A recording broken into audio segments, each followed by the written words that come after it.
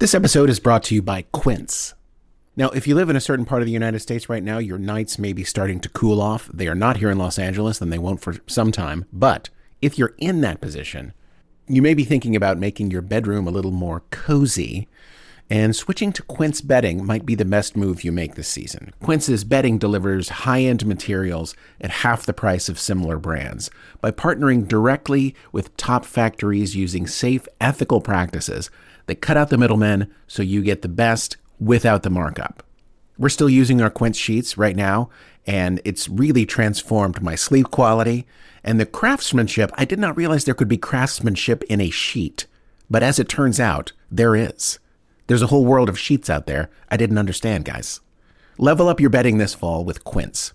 Go to quince.com/burger for free shipping on your order and 365-day returns. That's QUINCE.com/burger. Free shipping and 365-day returns. Quince.com/burger. DSW, Designer Shoe Warehouse, is the one-stop shop for all your footwear needs. With sneakers, boots, and everything in between for every style, mood, and occasion, you'll definitely find shoes that get you at prices that get your budget. DSW has what you need, but more importantly, they have what you didn't even know you wanted. You never know what you'll find at DSW. Find the shoes that get you at prices that get your budget at DSW stores or DSW.com. All right, so first let me open by saying I apologize for the cliffhanger at the end of season 1. Okay? How dare you? I'm seriously. How can you do this to us? It's making me want to listen to season 2. And I apologize. Which I'm sure itself does not end with a cliffhanger of any kind either. Well, there's only one way to find out. You'll just have to listen to Midnight Burger. I will say, I will put that in your court, and I will say that there's 1 or 2 cliffhangers in your neighborhood. Okay. We've been known to hang yes. from a cliff now and then.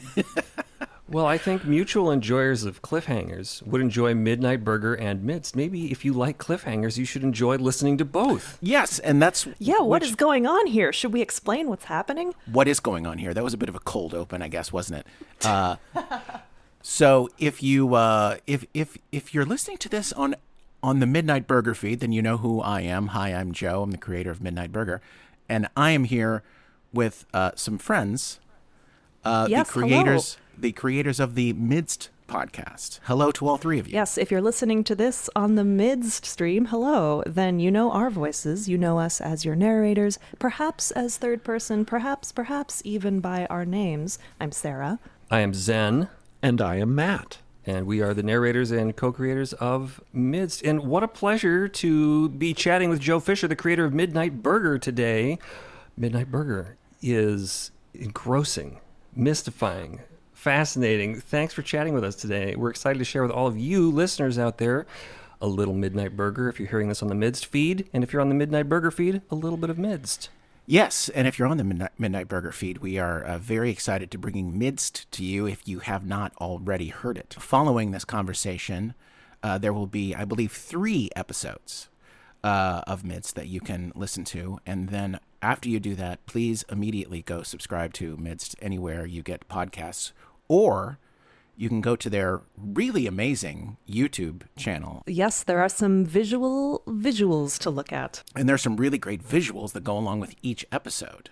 And it's really phenomenal. That's not how it always was, though. Is that a new sort of iteration of the show? That is new. That came along with Critical Role sweeping us up under their glorious banner. And that's right. We've had the opportunity to create, or I should say have artwork created by a multitude of talented artists to go along with every single episode. So if you're more of a visual person, like something to see in the background while you're listening, you have that option. But of course, it was originally podcast. It was designed as an audio experience, and you can listen to it that way as well. And let's do that. I mean, we're talking about like the current iteration of it, but like, can we like go back? Can we reel back the tape to the very beginning? And could you give me some insight into how it all started with Midst? Oh, my goodness, yes. Well, the 3 of us have been friends for quite a long time, and we were brought together by our mutual love of writing and sci-fi and fantasy and weird audio stuff, but also tabletop role-playing games, which we used to run and still do to this day, run and create with each other quite a bit. Midst originated as a role-playing game that we were creating for the three of us to run and play together, but it rapidly transformed into less of a game and more of a show. And we started to approach it as a podcast for other audiences other than just the three of us. Right. Though, of course, entertaining ourselves has always been pretty close to the top of our priority list. Yes, very much that. Yeah, absolutely. And what about you, Joe? So with Midnight Burger, it was it started the way that a lot of podcasts these days have started, which was it was in the deep dark heart of the pandemic, and yes. the really dark time, like the time back when, like, is there going to be a vaccine? Is a vaccine even possible? Mm-hmm. Are we literally going to be? Is this going to be the new reality, just stuck inside forever? Yeah. And, can I make sourdough bread forever? Can I make sourdough bread forever? And so what I did, I turned to Finley Stevenson, the co-producer of the show, and I said, let's make something in the face of, imminent destruction, And so we, she knew a bunch of actors, I knew a bunch of actors, and we just started making a bunch of calls to people. And luckily, I had, generated enough goodwill with them that they were willing to just say, I don't know what you're talking about, Joe, but sure, I'll do it. And we ended up with Midnight Burger. And, it just, we were doing it at first just for the love of it. And then, and then a bunch of people started showing up, as I'm sure it was with you all. So it's been quite a wild ride. So it really was just a crew of unwitting friends mysteriously trapped in a traveling adventure together, unsure of how they got there or where it's going. So it's a simulation, is what you're saying. Yeah, exactly. It does, and it is kind of strange the way that it parallels, our lives. It is this thing that kind of has swept us up.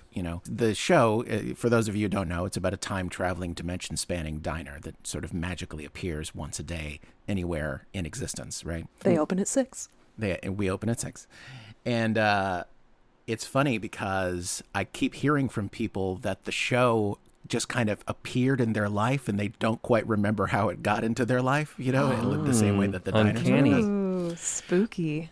So yeah, there's a lot of weird parallels between the show and the sort of the comportment of the show too. We feel as though there are certain vibes in common between Midnight Burger and Miz, which is partly why we're so excited to share these shows with all of you across these feeds. Midnight Burger and Miz, in some ways, are both set in strange and mysterious, awe-inspiring universes, but they also both, I think, tend to focus really on the mystery within, the juicy, character-driven drama, humor, and intrigue. Right. So if you enjoy that in Midst, you will certainly enjoy it in Midnight Burger, and I would love to think that the same is true for enjoyers of Midnight Burger as well. For Midst, let me just read you what it says here on the back of the tin. 3 mischievous and unreliable narrators spin a surreal sci-fantasy space western tale about complicated anti-heroes making bad decisions in a world on the edge of disaster. That's the best we've been able to come up with. We've been told Midst is kind of hard to describe. That's, which is what's so great about us having this conversation is because you have spared me having to because, if we weren't doing this, I would just be by myself describing, here's what Midst is like. And it's really almost nearly impossible. Like, I was amazed that you just, put it into that nice little description because it we really had is... that pre-written. That's no. We've been working on that. We labored over that for hours. I know. I'm saying that I would labor for hours and I would still have nothing, because it really is hard to...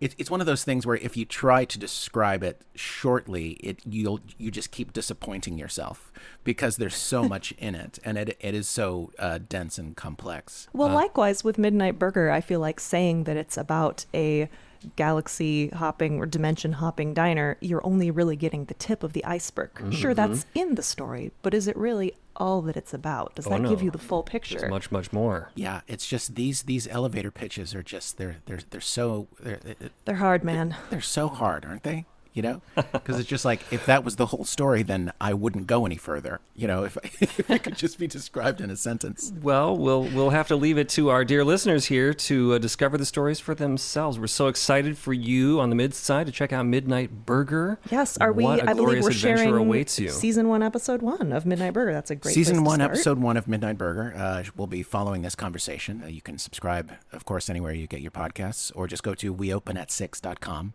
Tremendous. And new episodes of Midst are releasing every Wednesday on your favorite podcast streaming platform, also on the Critical Role YouTube channels, and also for subscribers on midst.co. 2 weeks early for subscribers. Season 3 of Midst is premiering on February 14th. Seasons 1 and 2 of Midst are already out there in the cosmos for all of you to listen to right away if you're so inclined. And how many seasons of Midnight Burger are out there at time of recording, Joe? There are currently 3 complete seasons of Midnight Burger out right now, and season 4 will begin in the middle of April of this year. For the public feed and for subscribers, it begins in the middle of March. Exciting. Oh boy, it's Midnight Burger time. And it is also Midst time. It's It's time. Midnight Burger time. Midst Night Burger. That's perfect. I love it. Thank you. I'll Welcome be to here all our night. new crossover series begins next month. Stay tuned. Stay tuned. That's right. Joe, thanks for chatting today. We're so excited to share this this showcase with our listeners today. Everyone enjoy. Cheers, Joe. Cheers to you too. I'll see you soon. It doesn't occur to any of these people that the moon is about to fall out of the sky. And let's be honest here. Why would it? They're distracted. There's a lot going on. And moons, obviously, don't usually do anything so dramatic. The pandemonium we're seeing in the streets right now is totally unrelated. Word of the big sale got out 30 minutes ago, and everyone in town is jockeying to get inside of the post office and cash in. This riot is ready to strike it rich. Except for the opalescent man, who already has. In all the mayhem, no one's even noticing the guy in jagged, glassy armor dragging a body out of a side street door, blood fresh and dripping from his spiked fist. No one sees his panic or determination. No one notices, except the woman fighting her way against the current of the mob, leading a girl with her. She sees it, stops, and immediately makes an escape in the opposite direction, pulling the protesting girl with her. The armored man looks up from the body at his feet. He almost sees her go. He would have seen her if he, the woman, the opalescent man, and everyone else hadn't just then looked straight up into the sky, terrified by the sound a moon makes when it falls.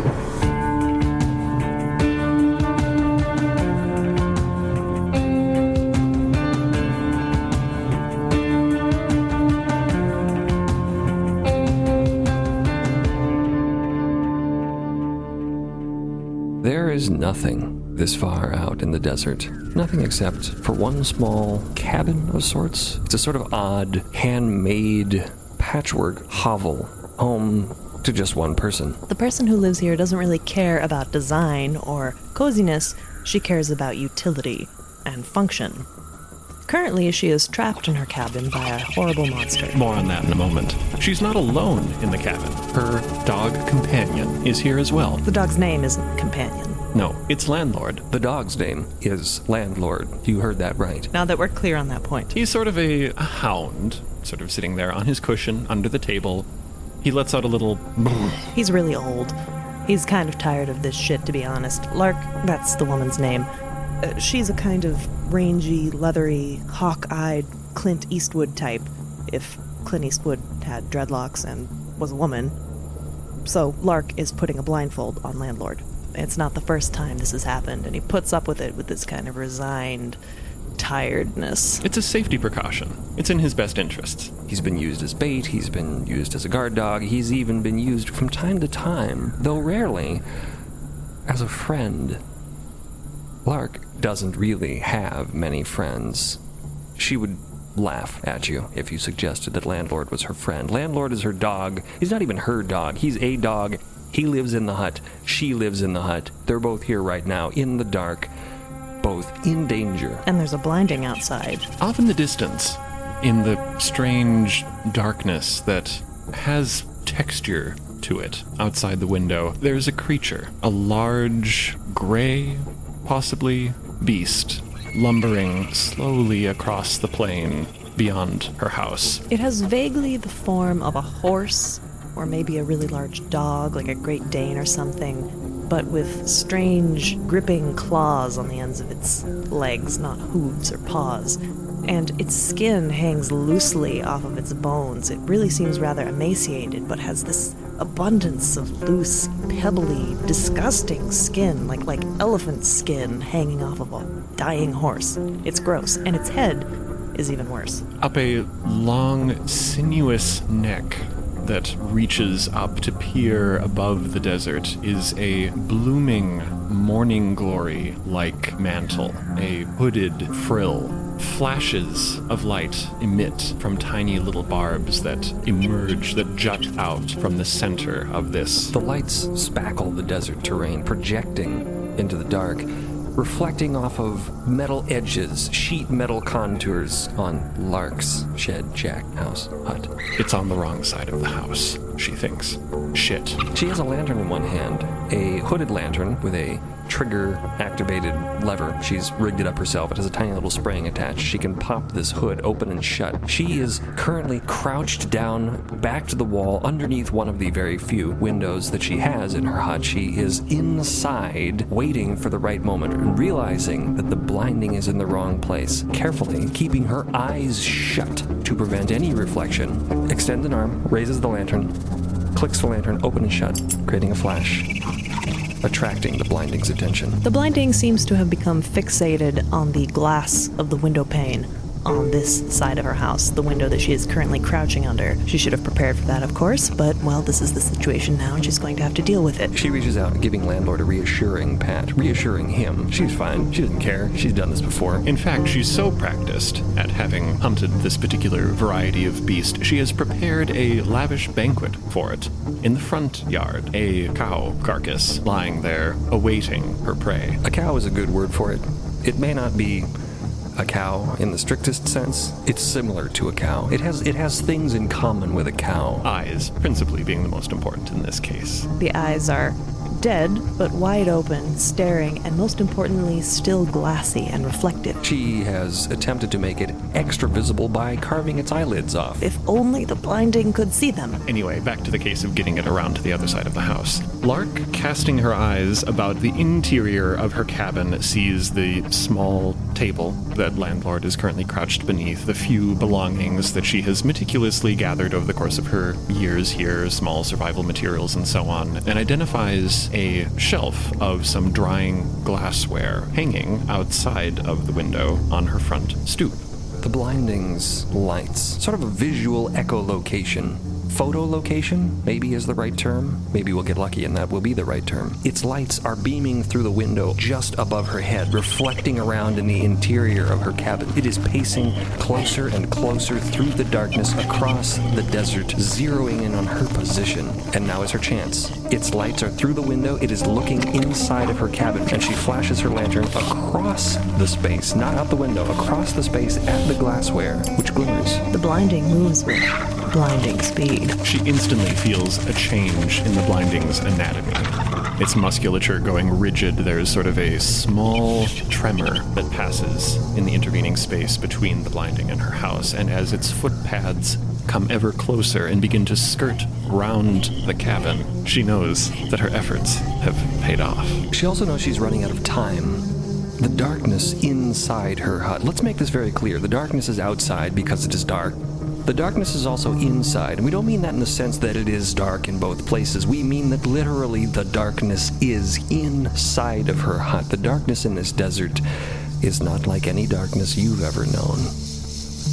It's more of a fog. It is a physical presence. It is dark matter hanging in the air, and this dark presence, this fog, is starting to retreat.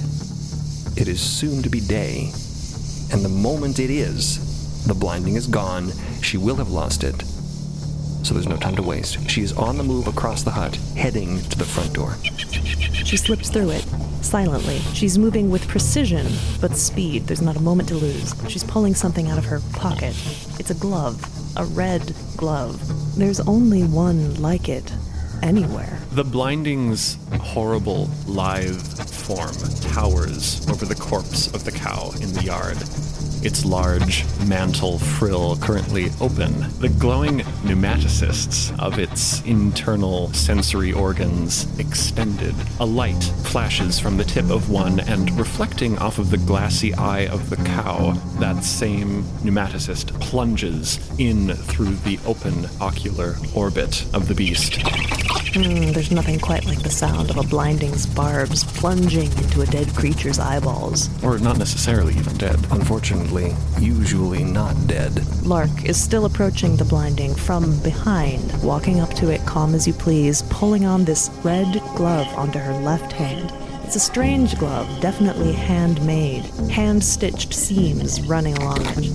The blinding eats very quickly. The cow is already starting to look a bit dried out, a bit desiccated, and the blinding's frill is wide open. Since Lark is behind it, she can see through the translucent flesh the blue-white glimmers of its bioluminescence. Flashing with pleasure. She reaches the creature's flank, reaches out, and strokes it as casually as if she were to give her dog a pat. Instantly, she can feel the skin of the creature attempt to seize up under her hand. Normally, a blinding, if confronted with violence, will react, its skin hardening into a carapace-like armor protecting itself.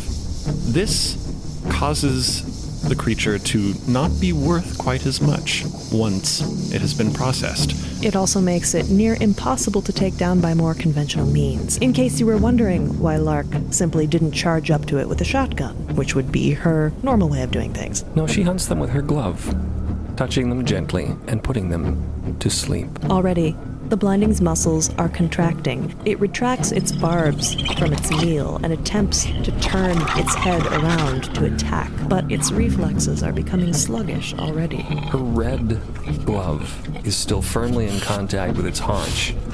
The muscle around that point of contact beginning to seizure and tremor very gently. The creature's back legs buckle underneath it. She continues to walk forward, stroking her gloved hand up the blinding's flank.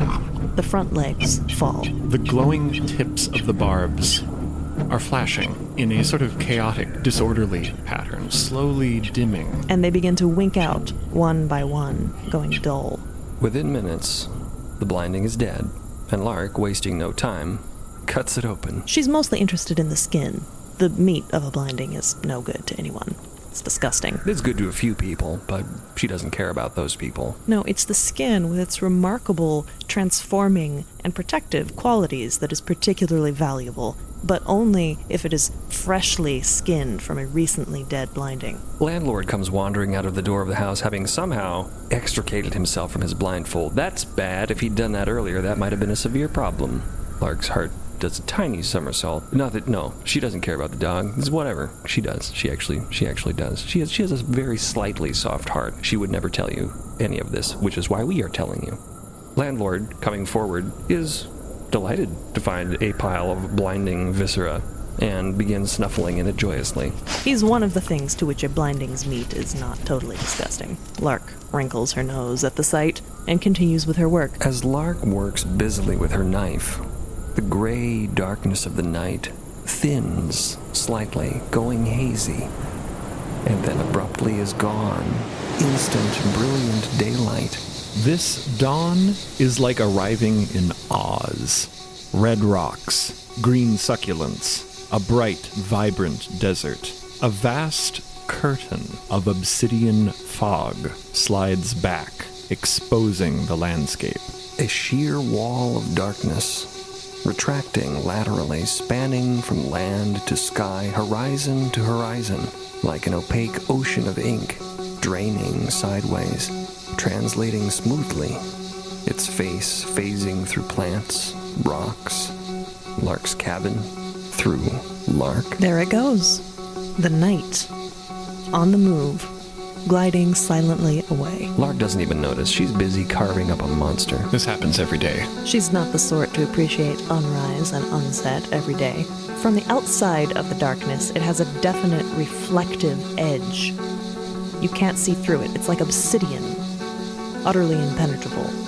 gliding away from her over this incredible landscape dotted with enormous succulent plants the size of trees and huge redstone formations. Tiny desert critters. Lizards slither away. A couple of odd birds. A few mirror hawks, concerned by the sudden bright light, escaping back into the darkness that they prefer. There is no sun. The sky itself is the source of luminance, a bright, pure, dazzling white.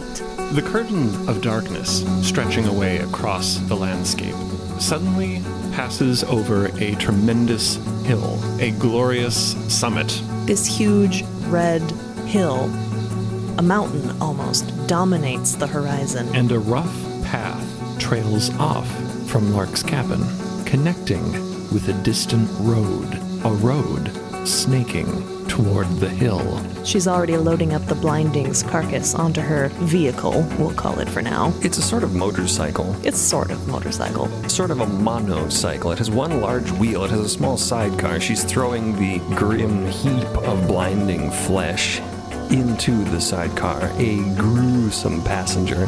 Gesturing, she attempts to send Landlord back inside. He doesn't notice, he doesn't care, so she doesn't care either. And firing up her cycle, wheels it out from an awning attached to her hut. She wheels off, cruising down the main road. Her destination, the craggy mountain in the distance, peppered by buildings. There's a town there. That's where she will sell the skin. And on high, above the mountain, above Lark on her cycle, there hovers oppressively the moon. In the desert, there is a hill, almost a mountain, officially a hill, and on the hill, there is a town. A chaotic assembly of clapboard houses and adobe homes clustered around this spindly metal tower with a cable stretching off into the sky. A single main road winding along the spine of the mountain, forming the nucleus of the town where the concentration is highest. People milling about their daily business, a particular man weaving his way through them. The man is deft, adroit, sharp-looking, bowler hat on the top of his head, briefcase under an arm, shopping bag in his other hand. He is arriving now at his destination, his purpose clear in his mind. He has one task and one task only. Blackmail.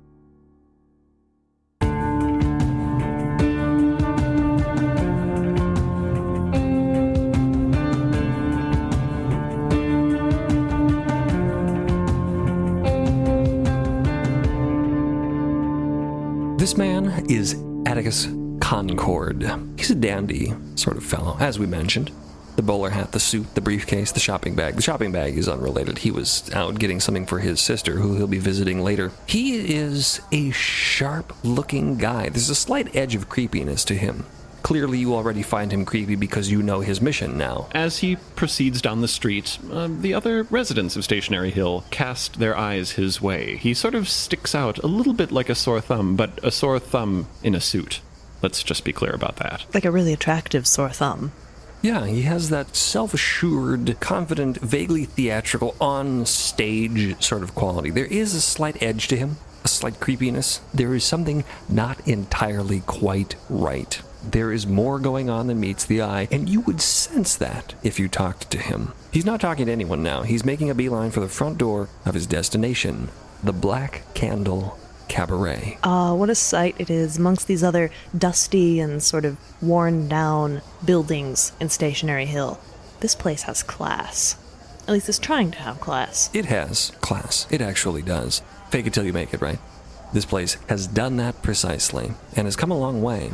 It is today, here in the bright unlight of Stationary Hill, a cool and mysterious venue amongst all these other ramshackle buildings. The whole building is mostly, the facade at least, painted a kind of glossy black. In many ways, it imitates the surface of the fold when you're looking at it from the un. Atticus Concord is not impressed. He's not here to be impressed. He is here to do business. And he opens the door and goes inside. It's not open right now, but the door was unlocked, and he lets himself in, as though he had every right in the world to be there. Inside is such a contrast to the dusty, red, blazing street outside. Immediately, he's engulfed in velvety, cocooning darkness. An intimate darkness. Curtains as though the ribs of a giant whale. A very plush, luxurious whale that had been outfitted by a top-of-the-line interior designer at some point. So we're inside of a whale, sort of. The rafters are a kind of luscious backbone, a kind of strange velvet maw going back, drapes separating regions of seating. There are small tables. This is a nice upscale supper club. The tables have little candles on them. Where else are you going to find that in Stationary Hill? There are actually about 2 other places, but this is the nightclub, which makes it automatically better. It's black and navy blue and royal purple, dotted with glimmering little lanterns hung up in the curtains. Atticus Concord makes his way down the central aisle towards the bar. There's a sort of receptionist fellow, a maitre d'. He has no clear job title. He doesn't even know what his job is. He just works here and he talks to people. And he, approaching Atticus, says, "Sir, we're not actually open." I have an appointment, as a matter of fact, Atticus Concord says. I'm here to see Mr. Wheep, and I believe it is Saskia? Is that correct? Saskia? Yes. Yes, they should be expecting me. Of course, your name? Concord. Atticus Concord. A pleasure to make your acquaintance. Mr. Concord, why don't you have a seat at the bar? I will just go check. Not that I don't trust you. It's just that, we are not open and I wasn't He informed. doesn't trust him. This fellow does not like a man in a suit, even though he sees many every single day. He hates a lot of people. He is a hateful and angry person. He has a drug problem. We'll get into that. We're not actually going to get into. You know what? Let's not even talk about that. Let's just go back to Concord, who is more than happy to sidle over to the bar and occupy himself while this young bastard wanders off to verify his meeting. The bar occupies the very center of the Black Candle Cabaret, one side facing the front door, the other side facing the stage, which you can't see from here. And Concord is, in fact, not the only person to situate himself at the bar. Not only is there the bartender opposite him, a stately, statuesque sort of man, but also a very young girl sketching just there, sitting at the bar. There is no drinking age in Stationary Hill. If there were one, she would surely not meet it. Why she's hanging out here, Concord does not know. Concord does not care. He, addressing the bartender, orders a drink. Looking from the girl to the bartender, Concord perceives, being a very perceptive fellow, they must be related. The bartender approaches. Can I fix you something to drink? Oh, don't mind if I do. I would say something a little bit on the light side, a little bit refreshing. Hot out today, Just, I don't know, you have any kind of something with tonic, perhaps? Coming right up, the bartender answers amiably. Whatever you want, I defer to your professional judgment. The bartender invents something for him, mixes up a light, honey-colored refreshment of some kind, bubbling with tonic water, slides it across the counter to him. It's on the house. Ever heard you're here to meet with Mr. Wheep and Saskia? The bartender says. Yes, that's correct. I'm very excited to make their acquaintance. We've heard rather a lot about them, where I'm from. Oh, and where's that? Well, my good man. Not really at liberty to say, Concord says. Say no more, the bartender says with an understanding nod. A man of mystery. I get it. Atticus Concord, after all, has a theory or two about this place, and locations where people are from is part of that. The host, descending from the balcony above the bar, beckons to Mr. Concord. You're welcome to come up, sir, unless you'd rather finish your drink. Oh, not at all. You can bring it up if you want. Let's get down to business. Or up. Yeah. Right this way. Concord follows the host up the spiral staircase, flanking the bar. The bartender watches him go. The girl at the bar looks up and watches him briefly before returning to her sketch. She's drawing pictures of bottles. Concord follows the host up the stairs. The stairs, wrapping around the back of the bar, overlook the stage in the furthest interior of the cabaret. A small stage. Atticus notices that the design of the cabaret mimics that of much fancier establishments on more populated islets. Midst, on the other hand, hasn't been around that long at all, and Stationary Hill is the only city of note on its surface. This might be the only nightclub on the entire islet. It is, literally, just for your information. On the darkened balcony, there is a single green glass lamp lit up over one table. 2 people are sitting there. They're only silhouettes to Atticus right now. The table, as he can see, is littered with documents, pieces of paper, ledgers, books, pens, pencils, the detritus of business. The other tables up here on the balcony, pristine, untouched, all set for tonight's entertainment. This one is an anomaly. A table turned into an office, apparently. Concord, following the host, begins to approach, but a figure stands up and comes to meet him. He's treated to a graceful, curvaceous silhouette approaching him, and a dulcet voice greets him. "Ah, Mr. Atticus Concord, I assume? Saskia." She extends her hand. The pleasure is mine, Atticus says, removing his hat. He bows slightly, takes her hand. Two huge, glossy black dogs lounging on a large tuffet across the balcony raise their heads to watch him. Saskia is a beautiful woman, but not quite there. She doesn't quite latch onto him with a vivid gaze the way Atticus is accustomed to so many of the women with whom he interacts. Saskia has a way of not quite paying attention to you specifically because she's paying attention to everything all at once. Her eyes are half-lidded, sort of lazy, kind of distracted. She's one of those women who calls you dear and honey, and it just seems all perfectly natural. Concord is actually taken a little bit aback. He was not prepared to find her so immediately and oddly likable. He's prepared to blackmail her, and yet feels almost just briefly guilty? Nah, definitely not. "Please, come sit down," she invites him. She leads Concord through the nest of tables over to her place of business. The one table occupied here on the balcony overlooking the stage covered in papers where her companion sits, and her companion is a weird-looking guy. Let's pause here for a moment. So this is Mock Weep. He's Saskia's business partner, and he's a very indescribable sort of man, physically. We are going to make every effort to describe him to you, because he is one of the primary protagonists of this story. You have already met at least one other. We will not tell you whom. It was Lark. We will tell you whom. Now you know. So this man, if we were going to be lazy about it, if we were going to use a kind of shorthand, we might say that he was completely opaque white, like a marble statue. Bald, featureless, pupil-less eyes, no variation at all. But that's not quite true. It's more like light doesn't interact with him properly. Light simply does not know what to do with him, and this has the effect of making his entire body, every surface of his body, the interior of his mouth, his eyes, the skin beneath his fingernails, appear a strange, opalescent ivory. And regarding all of this, Atticus Concord feels, well, actually not much of anything, because Atticus Concord is a cool guy and also a professional criminal. He does not evidence any surprise. What a champ. Mr. Weep, I presume. Atticus Concord extends a hand. And Mr. Weep, poring over his ledgers, filling in some figures, removing a cigarette, a cigar from his mouth, tapping it in the ashtray, extends a spidery hand toward Concord, not making eye contact, draping it into Concord's embrace, barely making purchase on his hand, simply says, Saskia has already reseated herself and inclines her head for Atticus to do the same at the third chair there at the table. I've almost finished with my paperwork, Mr. Concord. Just have a seat. I'll be with the both of you in just one moment. Yes, you'll have to excuse the mess. We were just doing a bit of bookkeeping before you arrived. I was doing a bit of bookkeeping.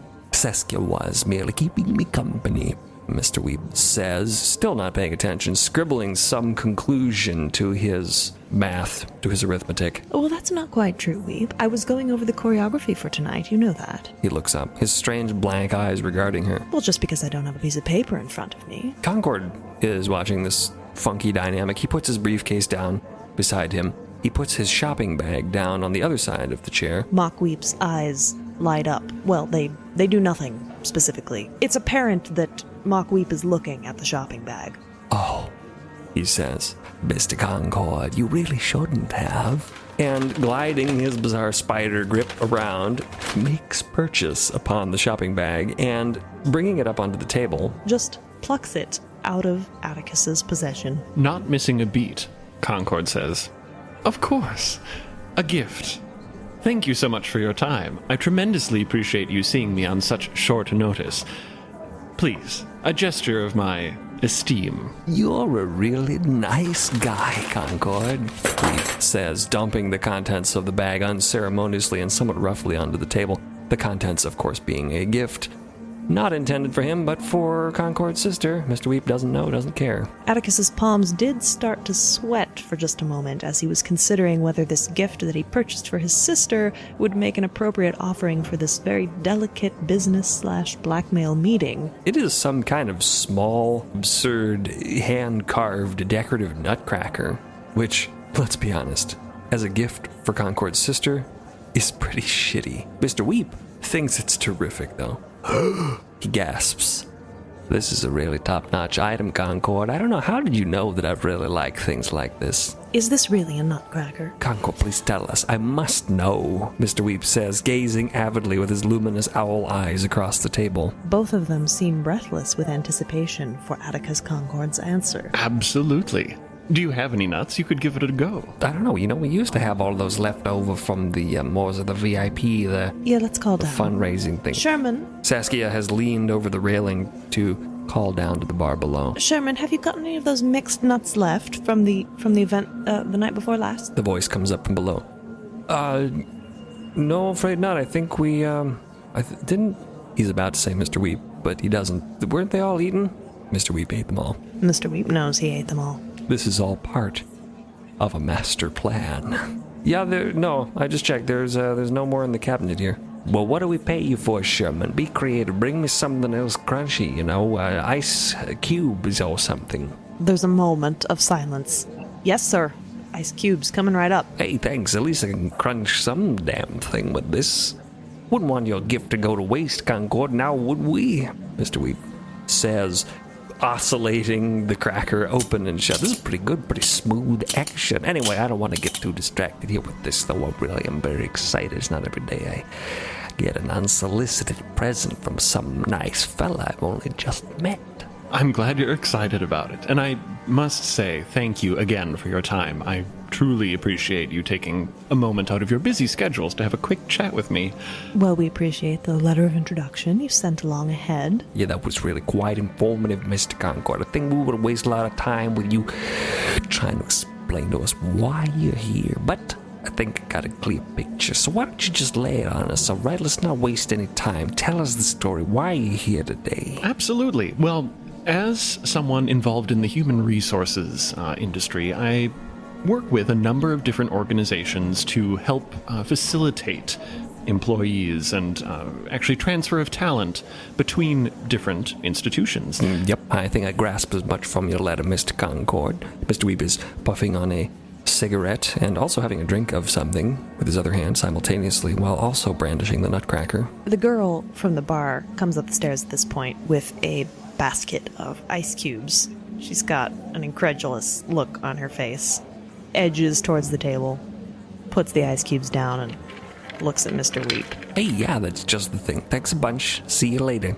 Mr. Weep waves her off, and he begins forthwith to crunch ice cubes. They shatter across the table, spewing out over the floor. He seems supremely satisfied. He is not distracted. He continues to listen with attention to Concord's story. The Black Candle Cabaret, of all locations on Midst, has a bit of a reputation, a very positive one, I might add, but... Really glad to hear that, Concord. Coming from you... Yes, really. That's pretty nice. And principally because of your talent. Yes, well, we do take pride in our hiring decisions. I feel as though I would be able to help represent your interests, both in acquiring additional talent and perhaps moving some of those you may currently employ. I'm not sure if that's something that you're looking for at the current state of your operation here, but I just wanted to present that as an option. Well, Concord, as a man in your line of work, I'm sure it's very clear to you that any place of business is only...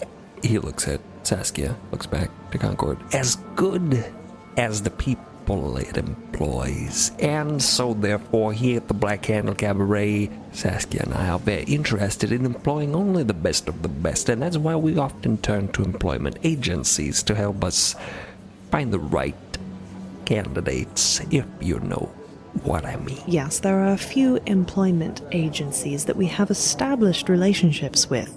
Okay, let's step back for just one moment. This is not a conversation about employment agencies. This is not even really a conversation about hiring. This is a conversation about something entirely more secretive and illegal. And all of them here at this table right now know this. Concord is trying to learn what he needs to know to blackmail them later on. He's just maneuvering right now. The blackmail, that's not taking place yet. They carry on their veiled dialogue, proceeding jauntily.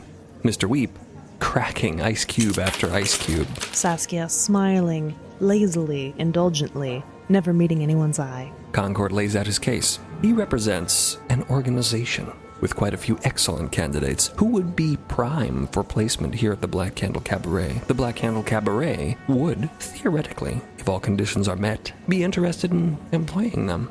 Mr. Weep takes all this in, smoking his cigarette, sipping his cognac, cracking the ice cubes. Saskia listens dreamily, staring off into space as Concord lays out his particulars, and then, putting the capstone on his delivery, presents the paperwork. I've taken the liberty of drawing up a few pieces of general information outlining what I have in mind. Here, he produces copies, one for Saskia, one for Weep. Oh, be still, my heart.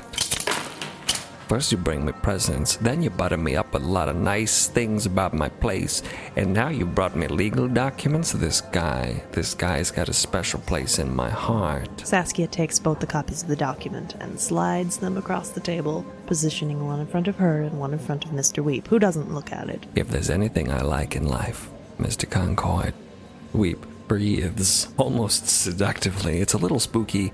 It's an airtight contract of business. I think we'll get to be good friends, you and I. Oh yes, Mr. Concord, I think we've jumped straight to the best buddies stage. Ice cubes go shattering across the floor. He's almost burned through all of them. But you know what? Let's not get too far ahead of ourselves, my good buddy. We're gonna have to read these papers somewhat thoroughly. Well, I'll be staying in Stationary Hill with my sister for a few days. If you would like, I could return at some point for a further conversation on this subject. I think that would be a wonderful idea. So Saskia, there's a show tonight, in fact, if you come back during business hours, that I think you would enjoy very much. Yeah, it's pretty nice. There's a lot of music, singing. You might even like later on there, a couple women maybe take off some of their clothes. It is a cabaret. That kind of does happen from time to time. But it's been happening a lot less lately, Mr. Weep, regarding Saskia. And I think it's been a little bit detrimental to our business practice. We try to bill ourselves, Concord, as a sophisticated establishment, which means a little bit less nudity, right? The nudity is not inherently a classy activity, but anytime we try to tone it down, few people show up, our income is reduced, I have all these problems with the papers, so... It's a delicate balance. You can't really be a cabaret without the cabaret, but we still have some of that. So, you come by tonight, there will be a long line because of the nudity, right? Maybe you're gonna be able to get in, maybe you're not. You're not a VIP yet, you're no kind of business partner, so... can't give you any sort of preferential treatment. You can't come in early. There's no side door. You're gonna have to come in with everybody else. Yes, tonight would not be a good opportunity for another business discussion, you understand, but I think it's a good idea if you come around as often as you can and see how things work around here, if you're serious about a partnership. You're gonna bring up business with us, Mr. Concord? Mr. Weep says again, giving Atticus Concord his strange, full, opaque attention. You're gonna have to learn to work on our schedule. If we were coming to you, we would wait for you. But since you're coming to us, you're gonna wait for us. And I just want to be clear about one thing, Mr. Concord. Mr. Weep's hand comes spidering across the table, taking Concord's. That, of course, if you're fucking with us, we're gonna fucking kill you. Saskia blinks dreamily. Just to be very clear, we're on the same page, a lot of transparency, mutually beneficial relationship, right? That's what this is. That's why you bring me gifts, you butter me up. You even brought the papers, so I have no concerns. I think we have an understanding. Damn straight we do, Mr. Concord. And that being said, we got all this vacuum cleaning to do, and somebody really made a mess up here. And I think you've said your piece. Yes, sorry to shoo you along, but we do have to get ready for that show I mentioned. I look forward to dinner then. Until later. Concord stands up, dons his hat, and shows himself back down the stairs. Thanks again for the nutcracker. It's pretty cool. Mr. Weeb hollers after him, waving. Hope to see you again soon. Concord departs presently, wasting no time. He has precisely what he needs. He has the answer he came looking for. He's gone out into the street, making his way somewhere to find a replacement gift for his sister. And inside the cabaret, Mr. Weep, Saskia, regard each other. Well, Mr. Weep says, God knows how to ask the right questions. Gonna have to keep an eye on that one, I think. Well, he'll be back. I think he's going to be hanging around quite a bit. We're going to be building a pretty nice relationship. And, if he keeps bringing me all this shit, Mr. Weep throws the nutcracker on the table. I think we're going to get along just fine. I hope his contacts are everything he says they are. Me too. I'd hate to rub him out. Well, why don't you go set everything up? Yes, it's about time. I'll leave you to it. She whispers off down the stairs, and Mr. Weep on the balcony by himself regards the contract, tears up the contract, takes a puff of his cigarette, picks up the nutcracker, and cracks the last ice cube.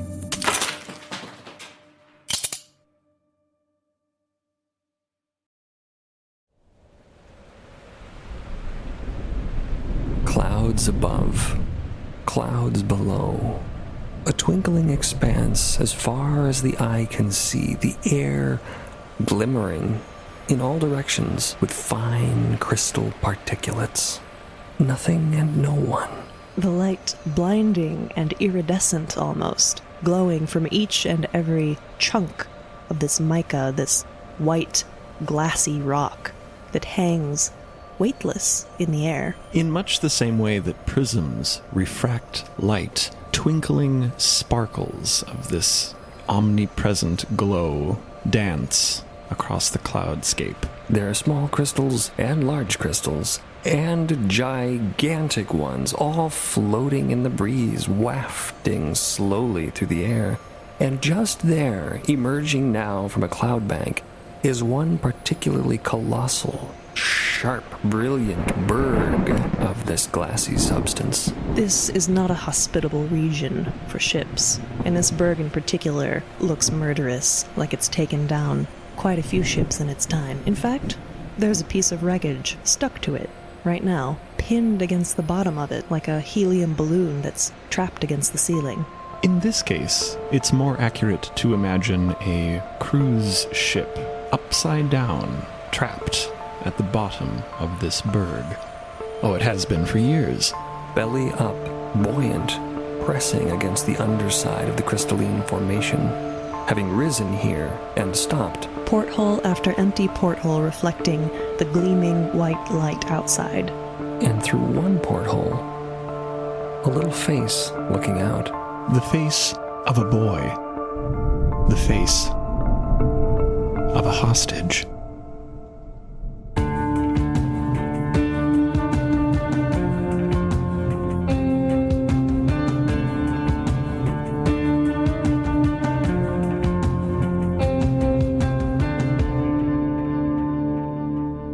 Here, inside one of the topsy-turvy, destroyed promenades, upper decks of this cruise liner, there is a man and a boy. The boy's hands are bound in front of him. He looks forlornly out one of the windows, not having much else to do at the moment. The man is distracted, pacing back and forth along the length of the promenade, the ballroom, muttering under his breath, fiddling with something in his hands feverishly. Both of these figures are disheveled, unkempt, dirty. Smelly, if we're being honest. They sit here in the midst of all this wreckage. Tables turned upside down, glassware, broken plates, shattered shipboard paraphernalia all over the floor, which here in this case is actually the promenade's ceiling. The man, Ginsberg is his name, looks to be in somewhat rougher shape than the boy, although at least he's not bound.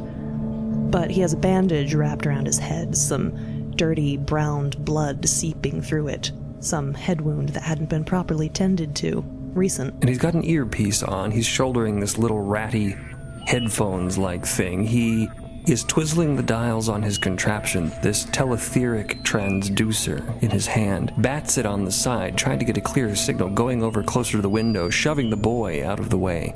Get "Get down," he says. "Someone might see you." That, of course, is the point. That's why the boy was in the window in the first place. He gulps, the boy does, and attempts bravely. "Someone like the consector, you mean? They'll come for me, you know. Consectors always win."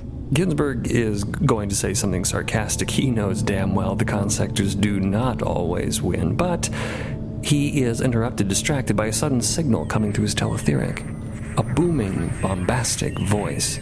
Now, the consector's ship cuts through the glistening atmosphere of the upper unfold in hot pursuit, doggedly tracking that most foul, that most dangerous and wicked manservant, Demerit Ginsburg, who, for those who are just tuning in, kidnapped young Milton Flight Jr., grandchild of Milton Flight, the senior major. And that's all Ginsburg needs to hear. He shuts that the hell He off. swears under his breath. Grabs the boy. I told you they were coming for me. "Move," he says, dragging him forward.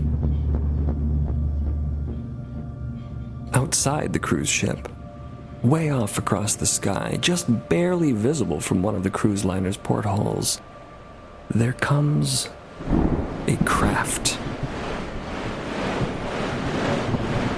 Swimming through the air, hundreds of oars, fanning the wind. Like a glittering golden sea urchin, the consector's flagship. Aboard this ship, the third major protagonist of our story. Tall, dignified, darkly handsome. Lustrous hair flowing over his shoulders, a trim beard, a steely gaze, gold armor coating his person. Commanding respect and admiration from everyone around him. Consector Jonas Spar. And beside him, in slightly less impressive armor, the protagonist in question, Phineas Thatch adds Sekla to the consector. His second in command, if you like. Let's take a look at him, shall we? He's smaller, for sure, less dignified, less dramatic and commanding. Much younger, much less experienced. No beard.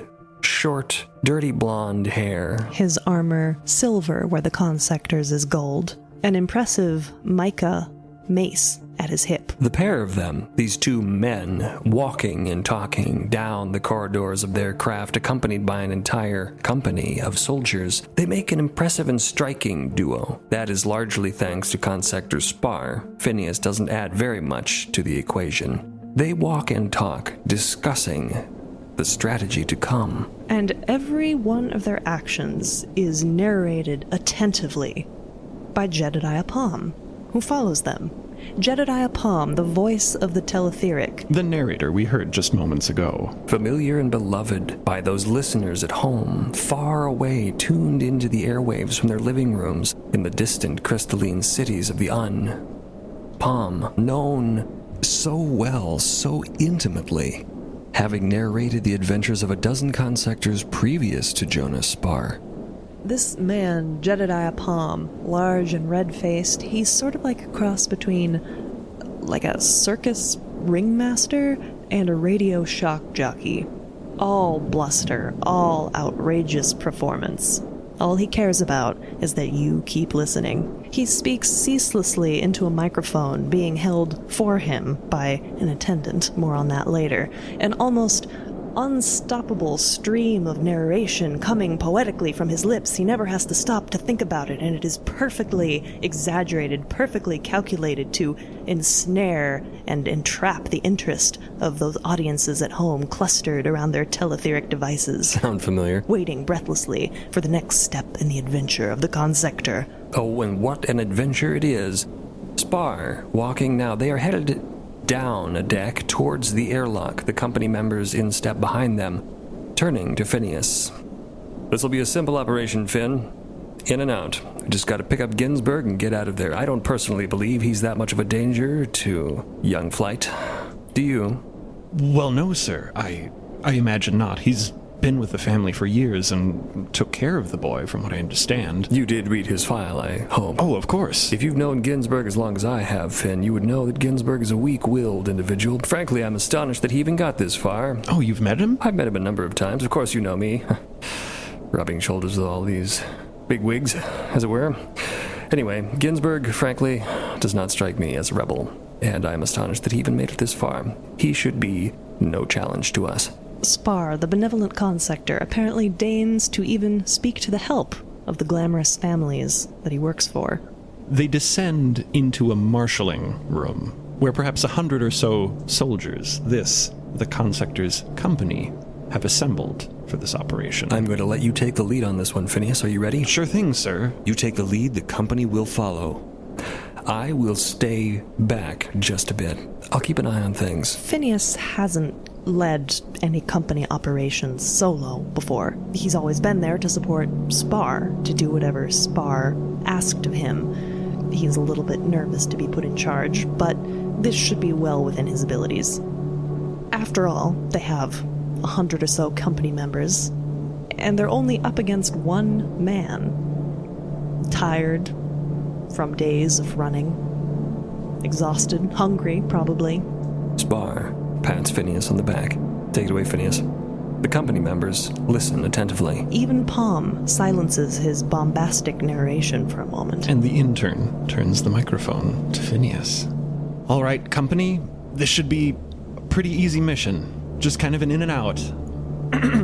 There are only so many places where he could hide, but we're gonna go in, we're gonna get him. He mutters a few things about Team 1 going towards the stern, Team 2 going port. They're going to fan out, make formation. He, it's the lingo. A slightly disappointed look flits across Jedediah Palm's face, just for a moment, before he effortlessly offers up his own interpretation of what Phineas has just said. His delivery is drowned out by a sudden explosion of wind. The airlock door has just been opened. The vast void howls. Yawning emptiness above and below, just outside the threshold. In a practiced and fluid motion, each member of the company, including Jonas Spar and Phineas Thatch, flick down face guards, masks, protection against the elements of the unfold. Outside the airlock, across that wind-blown expanse of empty air, there is, hovering distantly, a few 100 feet away, a vast butte of mica. Pinioned underneath it, a cruise ship. Out come the harpoons. They wait for Phineas's mark. And Phineas, realizing that they're waiting for his mark, points emphatically. He points a couple extra times just to be sure, and the harpoons are loosed. Deployed. In a shriek through the air, they spurt forth trailing guidelines, shooting across the emptiness, plunging into the cruise ship, snapping taut, whizzing and twanging in the air. The thick metal cords singing in the void. Moments like this, Phineas's hair just stands on end just a little bit. It feels so cool. No one gets into the consector's company if they have vertigo, and it's a good thing, as the company members begin to zip line from one ship to the other. The endless white void yawns beneath their feet. If they were to fall, they would keep falling. It's a long way down. Phineas is out the hatch, and the media contingent is on their way to the dinghy. They will be coming across slowly. None of this for Jedediah Palm. He considers himself quite adventurous enough coming along on missions like this without having to join the young folks in their adventurous zip-lining and bungeeing and rock climbing. Phineas whizzes across the expanse, zip-lining along this cable, mica shards fizzing on his armor, sparking and glittering as they contact him. Feeling only the slightest of flips in his stomach as he goes over the vast expanse. And soon he is through a broken wall of the cruise liner, shooting into an upside-down corridor. Light fixtures, loose chandeliers lying slack on the ceiling floor. His armored boots land solidly. Already his company members are speeding out before him, fanning, taking positions. Phineas takes the lead. Jonas Spar zip lines into the corridor behind him, watching quietly. The company is being entirely professional, of course, but compared to some other recent missions they've been on, their energy this time is a little bit lackadaisical, a little bit relaxed. The stakes are not as high. Outside the window, through the porthole, through the shattered wall of the cruise liner, the dinghy is already detaching from the consector's ship, wheeling over. It'll probably reunite with the company a little bit further ahead in the ship, and that's precisely where the company heads. With Phineas leading them, they proceed to do a quick, practiced, professional sweep of the ruined cruise ship, working their way from one end to the other, by process of elimination, working their way closer and closer to the inevitable location of the fugitive and his hostage. Shattered staterooms, decommissioned kitchens, broken dining rooms, each one fading into a montage of ruin and decrepit luxury as they search forward. A lot of this search is killing time. Ginsburg has left a pretty distinct trail. Phineas has no trouble following it. But he has been told to wait for the media to arrive, and they're not here quite yet. Ginsburg was obviously panicked and in somewhat of a rush. And injured, judging by the drops of blood and the scuffling marks left in the dusty ground, which, as you recall, is the ceiling. The dinghy is pulling up outside. Phineas, glancing over his shoulder, looks to Spar. Spar gives him a nod. It's time. They can hear the media approaching, Palm's unmistakable tones growing louder and closer. The dinghy pulling toward a shattered crevice in one wall, one outer wall. "Secure the crevice," Phineas directs, and with a snigger, a couple of the company move to do so. Palm is bombastically aboard, gibbering away, and Phineas moves ahead. In no time at all, they come to that grand promenade at the prow of the ship. Through a door, there's Ginsburg. Easy. He hasn't really attempted to hide, it seems. Or if he did a very bad job. But he does have one tactic up his sleeve, and only one. The boy, who he has roughly grabbed around the neck, a knife pressed to his flesh. The knife is a bit of a surprise. Even Spar is visibly taken a bit aback. Ginsburg. Dutiful servant to his employers for countless years. Always gentle, always obedient. A knife, though? This is extreme. This is different. Spar almost looks like he's going to take the lead. But Phineas holds up a hand. He directs the company to fan out around the circumference of the ballroom. They obey instantly, their energy now subtly sharpened. And Phineas, holding his hands away from the mace at his hip, takes a tentative step into the room.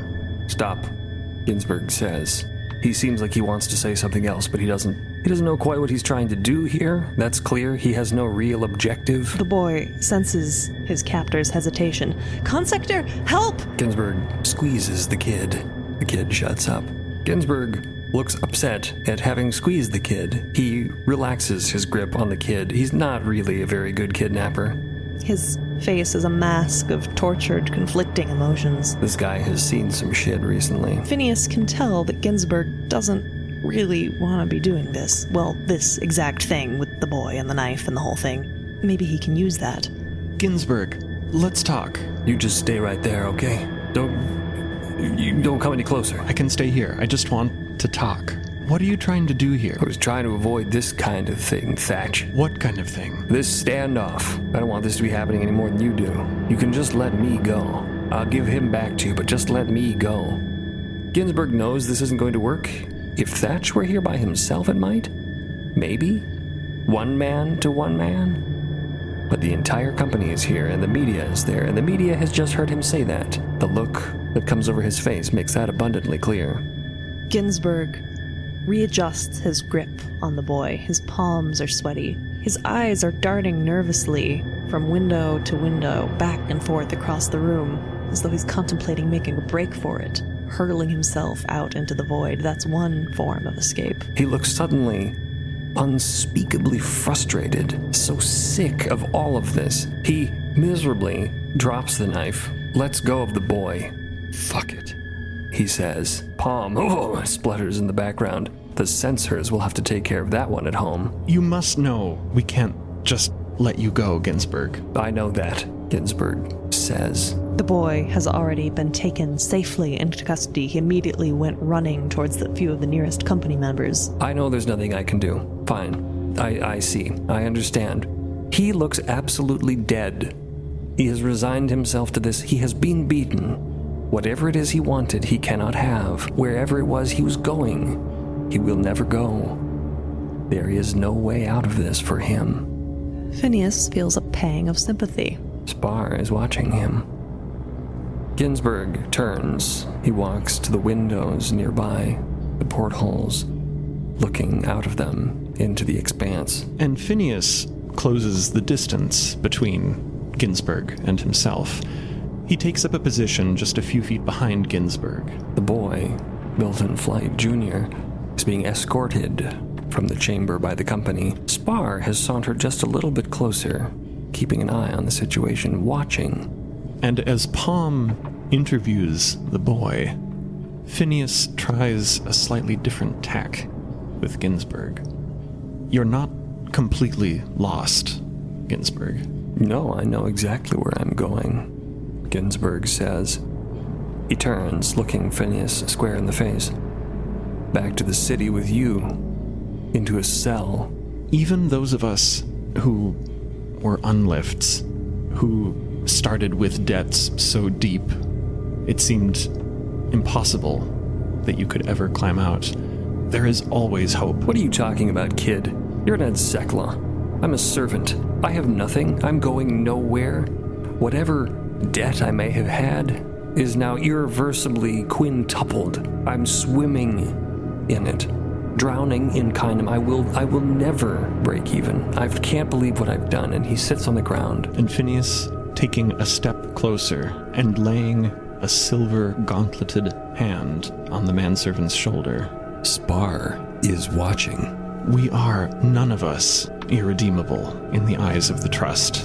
Then Ginsburg looks up at him, inspecting him, trying to see into him. Do you really believe that? Ginsburg says, getting slowly to his feet, brushing himself off. Do you really, honestly believe that? The company men are closing in. Tell me, you believe that, Thatch? Tell me, and I'll believe it too. Phineas takes a breath. And the company swoops in and arrests Ginsburg. Nicely done, Phineas, Consector Spar says, patting Phineas on the back. Reasonably well handled and swiftly, too. Why, I don't think Palm has even expended a full reel yet. We had packed at least 2. Well, thanks, sir, and thank you for the opportunity. I tremendously appreciate the opportunity. Of course, an easy one, but little steps, Phineas, little steps. Next time it'll be more important still. We will raise the stakes for you next time. I'm pleased, though I must say, he takes Phineas confidentially aside as they begin to circle back out of the chamber. You need to dial it up just a little bit for the media. You are aware they're listening. A little too much chit-chat there with Ginsburg. A little more directed towards the microphone in the future, understand? Sure thing, sir. My mistake. Fantastic. And the Consector's team exit the ballroom. They're restless and jovial, high energy, the way they always are after the close of a successful mission, looking forward to getting back someplace where they can have a nice drink and a meal. Company members ziplining back across towards the ship. Jedediah Palm climbing back aboard his dinghy with his backpack associate, narrating all the while. And the case has been closed, most substantially, ladies and gentlemen. The criminal Ginsburg apprehended, clapped in irons, being escorted now back to his cell for secure incarceration and return to the city for trial and questioning. The dinghy, the company men, the ship turn, the harpoons break free, drop, shed into the air, whispering down, disappearing into the clouds. The Consector's vessel turns, oars fanning, and whispers away into the clouds, and it is quiet once again. It's quiet for a good long while until the Consector ship disappears completely into the distance. Then, a flicker of movement. It looks as though a piece of the mica berg detaches itself from the face of the rock. Just above the prow of the cruise liner, a shard of rock, splitting, sloughing off, but it skirts out into the air, strangely, almost like a living thing, turning, revealing a secret underside. Some oars of its own emerge and begin to flit against the cloudscape. A tiny stealth craft. A strange, limpet-like ship, separating from the rock, floating off into the air, turning, whispering off in the opposite direction, away from the consector's ship, going forth to its own destination. Having missed its opportunity here. Having failed its mission.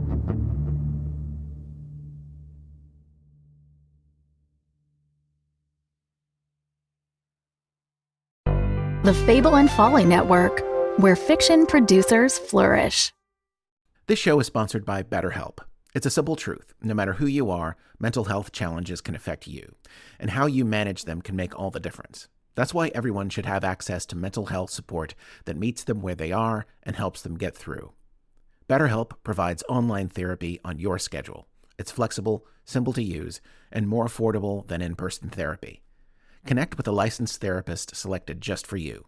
Learn more at betterhelp.com. That's betterhelp.com.